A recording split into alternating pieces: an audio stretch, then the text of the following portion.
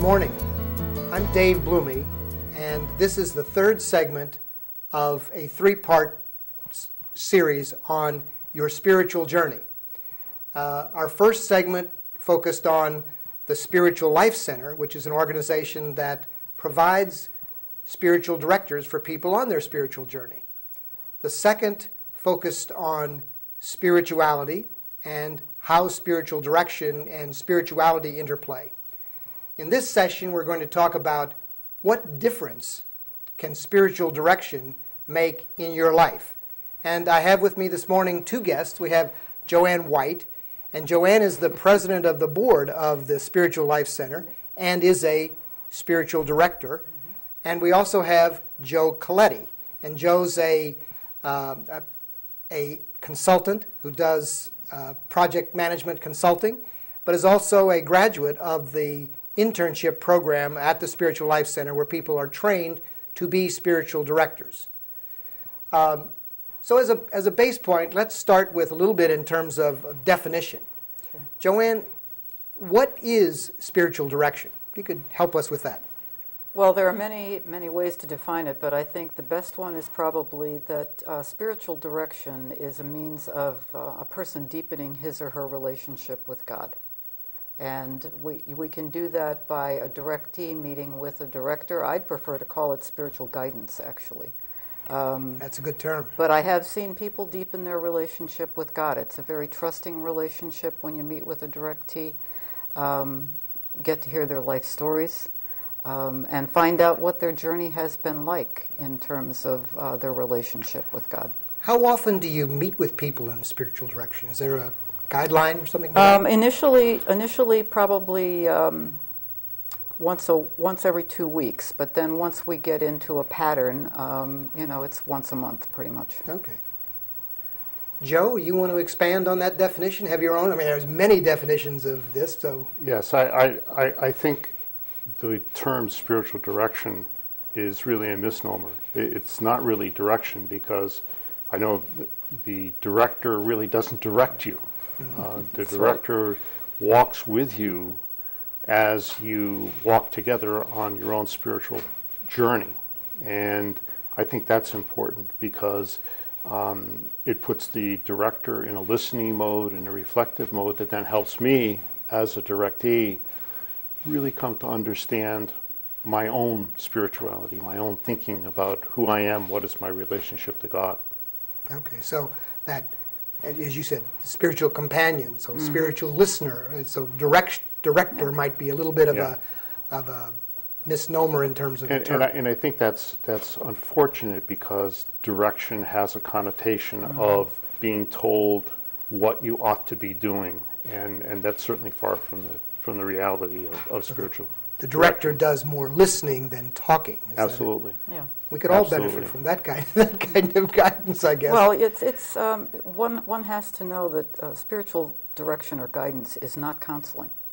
Okay. We're not there to fix things. Tell us a little more about that. Well, Joanne. we're there to be with people and listen to them, and hopefully God is present as well. So it's a directee, a director, and God sitting in the room together. We have to make sure that and you can feel it when you're in a direction session. You can feel God's presence. Good. Well, maybe a little bit. Who comes to spiritual direction? Are these religious people? Who comes? What kind of people are involved in this? Seekers. Those who are seeking to deepen their relationship with God, and those could be people who are already ordained pastors. They could be chaplains. They could be people from any walk of life. I mean, you could come for spiritual direction, and certainly as a director, I have my own spiritual director as well. It's a practice that I think you have to be faithful to. In order to guide someone, you also need someone to guide you. So spiritual directors have a spiritual director. Yes. Okay, that makes sense. Yeah. So you're seeing that sort of thing. Again, maybe talk a little bit about what drew you to spiritual direction. Joe, maybe I'd throw that question to you. Well, I basically look at my life as from a holistic standpoint. I look at my life and say, as a human being, I exist on several levels. I exist on a physical level, a mental level, intellectual level, and a spiritual level. And they are all connected together. And if I'm not paying attention to one of them, it affects all the others. So from my perspective, it's important that I take responsibility, just as responsibility for my spiritual side, my spiritual growth, and my spiritual journey, just as much as I would take care of myself physically. So I go to direction primarily to make sure that I'm in charge and have responsibility for my own spiritual path. Because if I don't pay attention to that, it gets filled in by other things in my life, like my work, the internet, all kinds of things that readily fill that. And frankly, those all keep turning up empty. And frankly, the mystery of life is very, very important to me. Like Einstein says, you got to kind of cuddle up to the mystery of life or else you miss it. And I don't want to miss life. I like that. So while it may be an imperfect analogy, just as for your physical well-being, you go to the gym, so you might go for spiritual direction for your spiritual well-being, to keep yourself, Absolutely. your muscles Absolutely. exercised and your life filled. Right. Absolutely. All right. Absolutely. Any additional comments you want to add to that? Well, I would just say that before I went to spiritual direction, I did not make time in my life for morning devotions, morning meditation. I made time for exercise, physical exercise, to build on what Joe was saying. And but now, you would find when I get up in the morning, I do my exercises, but then I spend time journaling and time meditating, and that's very important to me. And most important is listening to what God might have to say to me. That sort of leads me into another area in terms of, or related. How has spiritual direction challenged you to live differently, or has it? And then if so, how? It has, and again, I would mention that it certainly has changed the way I approach my day. If I miss my morning meditation or my morning devotions, I don't feel like I've started my day correctly. I don't like missing that any more than I like missing my physical exercise or my walk with my dog in the morning. So it has changed the way my life is structured and how I put it together. I consciously make time to listen to what God is asking me to do in my life.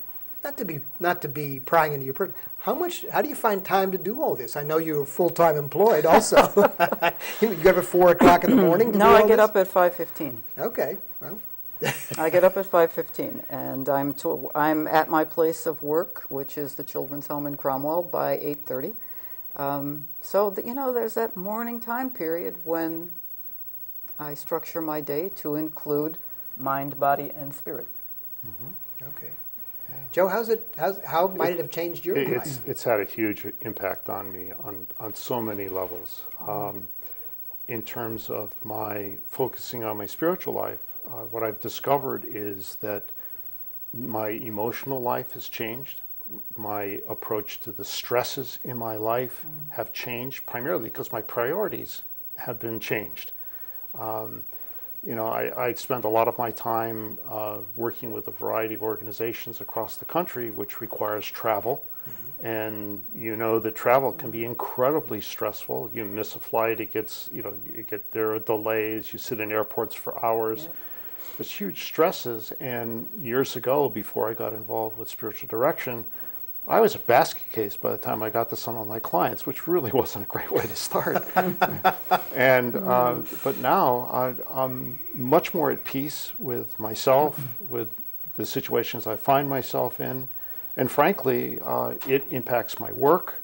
It impacts my relationships with other people. I can really hear what they're saying as opposed to being caught up in myself. I mean, it touches everything. So those listening skills that you learned in being a spiritual director have translated through the rest of your life. Listening, Well, I heard you say that. Actually, more so as a directee, I've also learned to listen, and Okay. that's really important. Listen to myself and to be aware of the fact that it's not all about me, and that's very important. If my direction has taught me anything, it's taught me that, and that's been its greatest gift to me. Okay, good. Well, you touched on a little bit in terms of relationships, and I'm interested in how spiritual direction begins to change relationships. And Joe, you brought that up, so maybe you could Sure. expand on that a little bit for us. I think my spiritual direction has impacted my relationship with my wife. As you know, living together is not easy these days, especially with all of the financial pressures and the craziness of the world around us. And I think that puts a huge stress on any marriage, and the importance to be able to listen to one another, to be able to talk about what's important and why it's important, and keep your priorities straight. That's incredibly important, and my spiritual direction allows me to really strengthen myself, so as I enter into those conversations with my wife, I can enter in fully and honestly and openly, and that just powers up the whole communication. So on that level, it's very, very powerful. It's also taught me to be more compassionate and less judgmental when I'm dealing with other folks. When I realize what shape I'm in, I can step back and say, who am I to judge? Who am I to make those judgments? So my relationships with everybody that I meet is influenced by the way I am impacted through my spiritual direction. Like I said before, it touches everything. Well, I'm impressed with your description here of the holistic aspect in terms of this, having your life be the physical, your emotional, your spiritual aspects of your life, and it sort of rounds out all of those sharp edges that we all have. Right. Well, one of the things certainly that I learned early on when I was in the internship program was so many of us walk around and we're focused on what are we thinking? What are we thinking all the time instead of what are we feeling? Many people are afraid of talking about what they're feeling. And there are oftentimes in direction when I am doing it or when I'm receiving it that people will say, well, how do you feel about that? You're telling me what you think about it, but how do you feel about that? And I think, recognizing the emotional side that people have is very, very, very important. Okay. Joe, I'm going to pick up on that a little bit. And, there is the belief that women do a better job of expressing their feelings than men. How have you found in terms of yourself or men that involved in this? Has it helped you in terms of expressing your feelings as opposed to what you're thinking? I think it has. I think that there are a lot of myths about whether men or women are better at expressing emotion. I think that my experience has been that exhibiting emotion or sharing emotion and feeling in a situation where there's trust or an environment where there's trust and confidence is relatively easy to do. It's not a big deal. It's just part of the natural flow of things. So you can just do that. And the fact is, once you discover that you can do it and you find a setting, and that's one of the reasons why spiritual direction is so important, it provides you a context in which you can do that. It's a safe context. Okay. I know that my director is not going to be running home and saying, "Oh my gosh, you should have heard what Joe said today." There's a certain confidentiality that's attached to that conversation that goes on in the spiritual direction setting, where I know that what's shared there stays there. So that gives me freedom to really say, you know what, I feel awful today. Let me tell you why. And I'm upset about this, and I don't like this, and maybe I need to cry. Or maybe I just need to be quiet. There's a whole variety of things that can happen there within that setting, and that's what makes it so unique. Okay. Joanne, just picking up on that, I know that there's a set of ethics that all spiritual directors have to comply with and things. Can you expand a little bit in terms of that?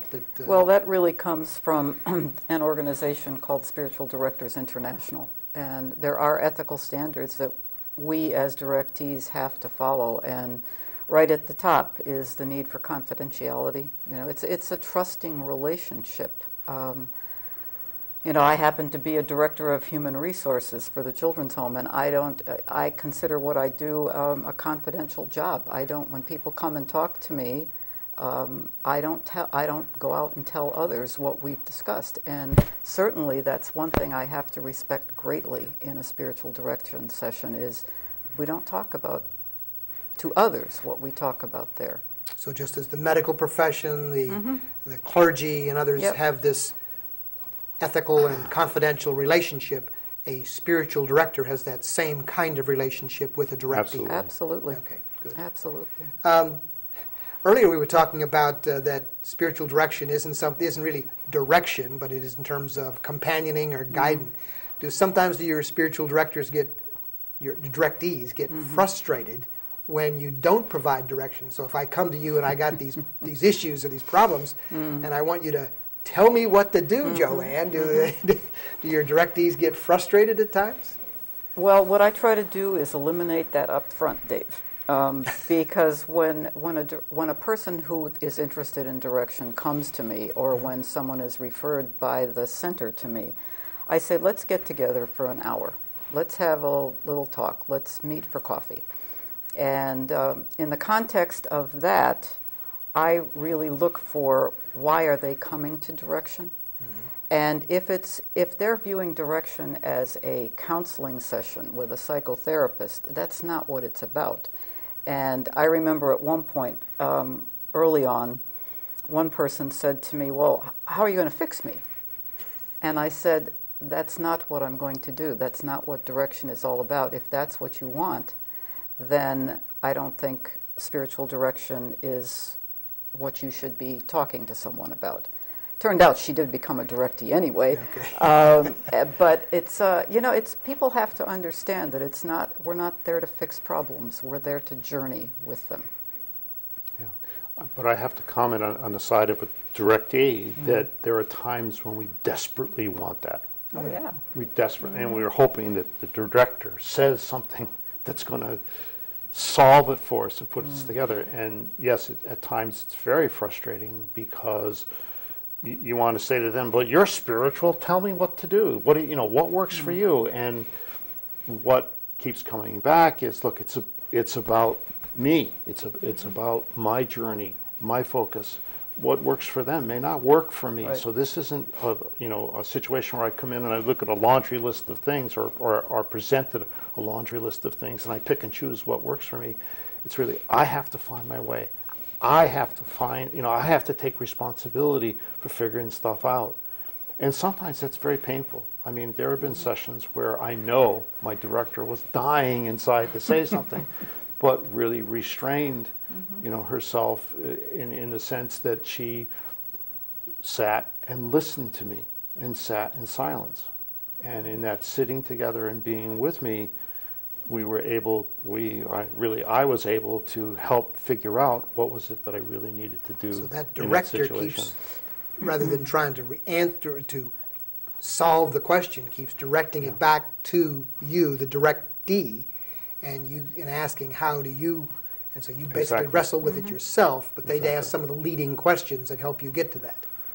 Well, sometimes they don't even ask leading questions. Okay, you mentioned sit in And silence. they just reflect, and a lot of times it's not necessarily a leading question. And I think from my experience in direction, that you run the gamut. There are times when questions get asked where you are pushed to a deeper level. In most cases, those are questions that are asked by accident, not by design. But that's why I like spiritual direction. It's not a therapy session. Right. The director's not there to fix me or to put my life together. That's my responsibility. Okay. Well, I've heard the expression that spiritual direction is a journey, not a destination. I think you're putting meaning around that. Is that sort of what? I would love it to be a destination, and I think anybody who gets involved with, grabbing hold of their lives would say, I'd like to find this place of peace. Well, what you find is once you get there, there's some further extent to go. It's an evolution. It's a development. The last time I checked, it's called being alive. I like that, being alive. Well, and we have 125 people who have gone through the internship program to become spiritual directors at the center. And I think there are many of them, I know there are many of them, who have seen people for 30 years, 20 years, 10 years in direction. That's why it's not a destination. It goes on forever. Most of mine I've seen for 4 or 5 years. Because there's always something new that evolves in your life and your relationship with God that you can bring to direction. And it's very important to take a look at that. Okay. So it can be a long-term relationship, or it can be a shorter-term relationship. And people change directors? Sure. They do occasionally. Okay. People really should be doing an evaluation on an annual basis with their director, saying, what is this working for both of us? What have I gotten out of it? Have I built my relationship with God? Have I examined myself internally? And is this going to go any further, or should I think maybe about changing to someone else? And it does happen. It does happen. Okay. Joanne, you mentioned the internship program that the Spiritual Life Center runs. Can you tell us a little bit about that? What's involved with that? What do people have to?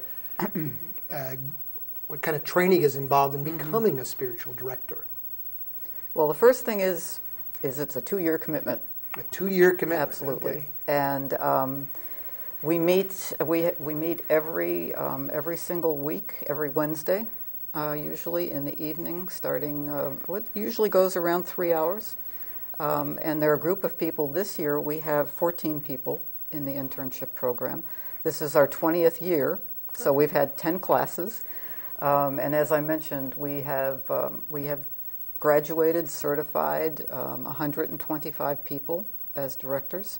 Some of them are currently working with directees, and others haven't. They're using their direction, talents and skills in a different means. But it is a commitment, and it is a self-examination process.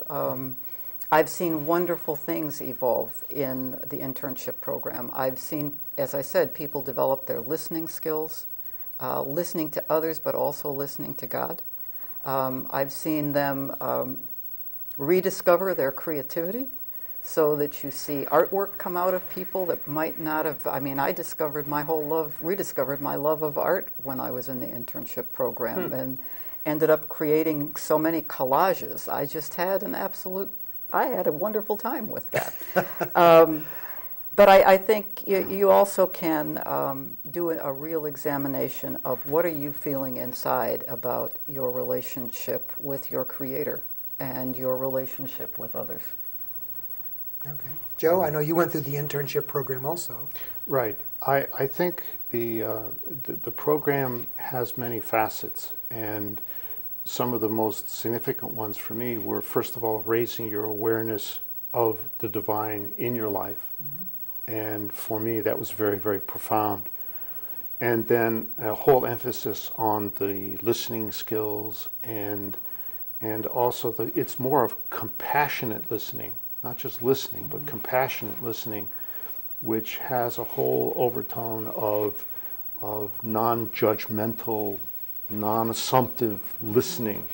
And that's very difficult to do, especially if you're like me and, I'm a strategic planner. I want to plan everything out, and somebody comes in and they say, I got this problem, and I got sitting there and I have 18 solutions for them, and I have It's to got to be a challenge. stop all of that down. Yeah, I shut all of that down. So that becomes, a challenge. But the program introduces you to that. And what I really like about the program, and this also continues after you become a spiritual director, and that is that not only do you have your own spiritual director, but you also have a supervisor to whom you meet with on a regular basis and say, hey, this is what's going on, with obviously keeping the confidentiality of the sessions, but here's what's going on in my directee sessions that's a concern.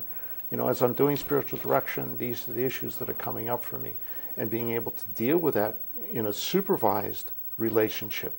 I think that's really, really critical, because as I think about my own direction relationship with my spiritual director, it is important for me to know that she has a supervisor and is regularly talking about what's going on, what's happening among all her directees.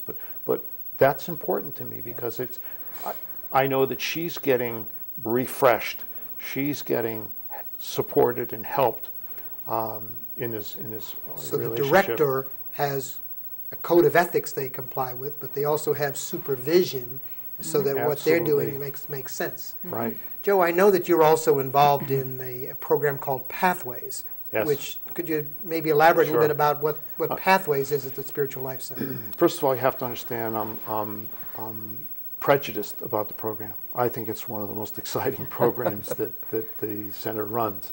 It is a 4-unit program. Each unit is independent, and each lasts for about a semester.